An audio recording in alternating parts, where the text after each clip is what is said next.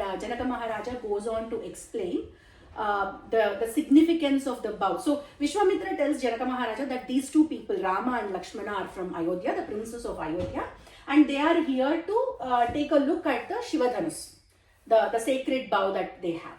So Janaka Maharaja goes and explains the significance of Siva Dhanusu, and when he is explaining, he tells them that there is a person called Devarata from his family tree, from Janaka Maharaja's family tree, who was given this Siva Dhanusu and asked to protect it.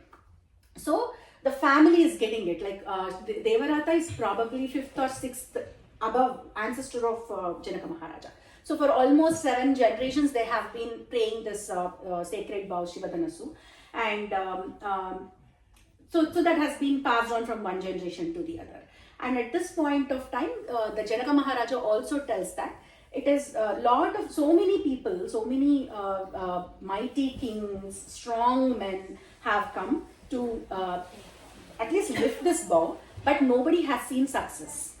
And Janaka Maharaja has come to a resolve that whoever lifts this bow and whoever is able to string it will get Sita in marriage in return. So the person who Janaka Maharaja wants to choose for Sita should be so strong and so worthy enough for Siva Dhanusu to be lifted by him. It's not just about strength, guys. It is also about his, because it belongs to Shiva. Only a person with right mind and with a pure heart who's sane will be able to lift it. It's not just about the physical this thing of the bow itself. It is the person should also be mentally in his proper state of mind, in the sense he should know what is dharma, what is adharma, and what path to take and what not to take.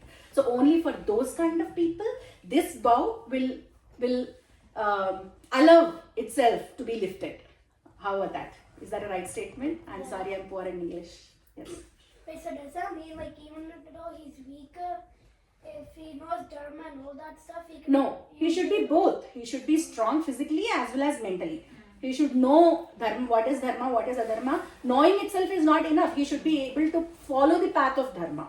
That is more important. I know a lot of times what is right and what is wrong, but I sometimes resort to shortcuts and do something that is easier for me. The person who will lift, that kind of a person will not be able to lift. The person who knows and who is willing to follow and who by hook or crook follows the path of dharma, only for that kind of a person, Siva Dhanusu kind of a thing will allow to be lifted. Otherwise, Siva Dhanusu probably, however strong you are, it doesn't matter. It won't come into your hands. So if Rama lifts the bow, you need to be louder. You're not heard. If Rama lifts the bow, will Lakshmana get Urmila? That is not the deal. The deal is because Janaka Maharaja doesn't know, right?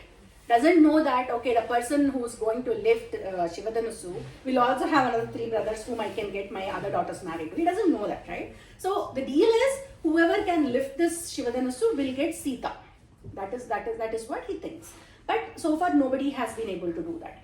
That is the status. And then the next day, Rama and Lakshmana, they come back to really take a look at the bow. So when the bow is brought into the court of Janaka Maharaja, you know how many people bring it? Literally 5,000 people. It's like a cart. It's like a huge cart on which it is put, and cart is having wheels. So they have to drag it into the court. So to drag it required like 5,000 people who are well built, strong, tall and everything. So many people with a lot of great difficulty, finally they were able to bring it and put it in the court of Dasharatha. Sorry, not Dasharatha, Janaka Maharaja. Now Janaka Maharaja goes and shows it, and Vishwamitra is like not asking, but he is giving his consent to Rama to go and see if he can lift it. So Rama goes towards the Siva Dhanusu, and he lifts the Siva Dhanusu and he tries to string it. So when he's holding, you know, I had shown you how the bow looks like, right? Mm-hmm. It will be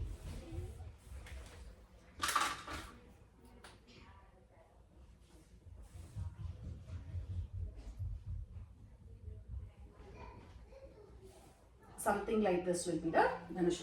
Now the person who is trying to string it has to put 1 foot here, bend it and the string like this, right? And where will they hold it? This is the hand grip. He has to hold it here. Rama has to hold it here. So he is holding it here and then trying to bring this to a position wherein he can string it, but accidentally he happens to break the bow. Now the bow is broken here at this point. So when the bow breaks, it makes a huge noise, huge sound, and that sound is not like any other sound. It sounds like Om. Okay, that is the sound that this bow makes when it is broken by Rama. And only 4 people in the room were able to stay tight and sit, and others were extremely worried, and they thought that some volcanic eruption or earthquake was happening. So all the people were so scared to see that, and Vishwamitra, Janaka Maharaju, Lakshmana and Rama are the only 4 people who are able to sustain that kind of loud noise and still be sitting there. So now Janaka Maharaja is extremely happy to see this,